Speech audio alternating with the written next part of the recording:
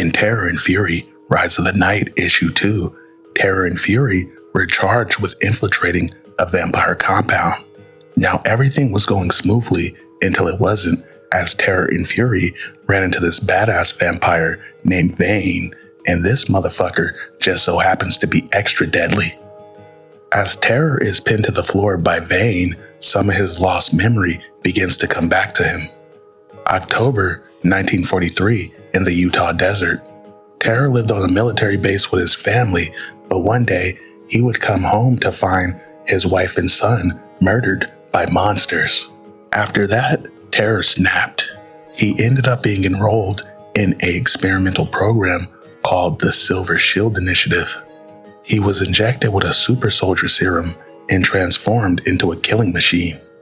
As Terror regains a fragment of his memory, a fragment of his lost power begins to come back as he slams Vane into the wall. Terror thinks to himself that he might actually be able to kill Vane. But not only is Vane unharmed, but Vane is not fazed in the slightest. But Terror and Fury just so happen to get some much needed backup in the form of a mysterious goat man who's armed to the teeth with silver bullets and garlic. The mysterious goat man pumps Vane full of silver bullets, but Vane is seemingly unfazed as this vampire appears to be immune to silver and garlic. Terror and Fury join in to distract Vane, and luckily they provide enough of a distraction for the goat man to give him a face full of silver buckshot. But it barely does any damage to the vampire as he shirks that shit right off. But Terror and Fury's commander, Vesper, would arrive to give the group some much needed backup. But the Goatman seemingly has one more trick up his sleeve, because as Vane is distracted, the Goatman unleashes a barrage of hellfire from his chest. As hellfire washes over Vane, the smell of brimstone fills the air. But Vane doesn't even go down, and then on top of that, this motherfucker is already starting to regenerate. Luckily, the heroes were still able to make a tactical retreat. The Goatman decides to hit on Vesper's fine ass, and Terror and Fury thank the Goatman for saving them. But Vesper orders Terror and Fury to kill the Goatman. When Terror and Fury refuse, Vesper decides to take care of the job herself. Luckily, the Goatman manages to escape. Now Vesper is actually pissed off because these two maniacs attack every monster in sight except the one she actually orders them to kill.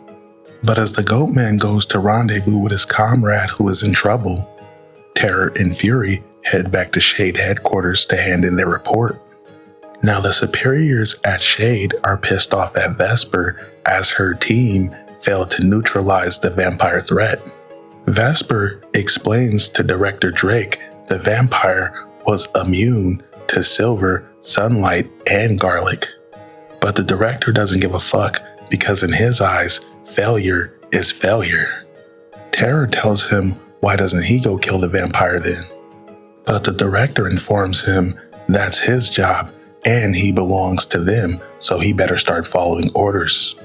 As Terror sits down with Vesper and Fury, more of his memory begins to come back, so he recounts it to the ladies.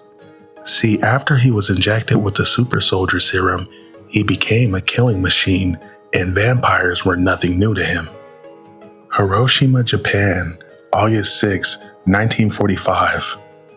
Terror and his regiment of soldiers were sent out on a top-secret mission. They were sent to infiltrate a compound and extract a valuable package. But as Terror and his group of soldiers reached the compound, they were confronted by Commandant Yusuf Vane Kramer, aka Vane. A small army of vampires would rush Terror and his soldiers. One by one, the soldiers were all torn apart and killed.